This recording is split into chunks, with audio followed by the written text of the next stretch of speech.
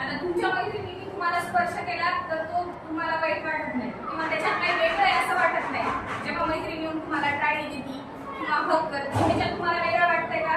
नाही.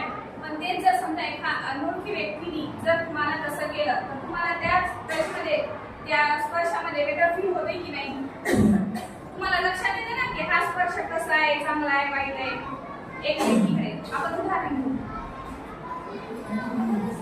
आता ही छोटीशी मुलगी आहे आणि मी एक अनोळखी व्यक्ती आहे. तर तिला असं केलं तर हा कोणता टच झाला? हा गुड टच आहे.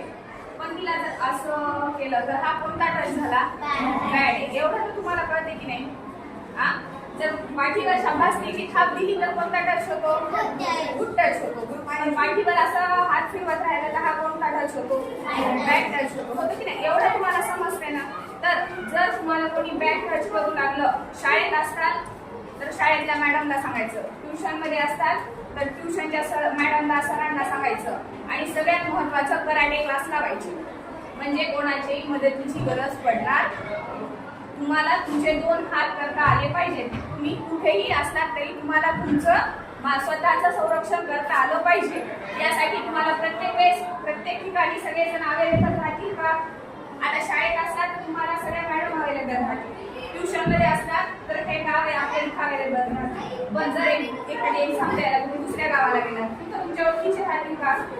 मग त्यासाठी तुम्हाला व्यवस्थित तुमचं संरक्षण करता आलं पाहिजे की नाही?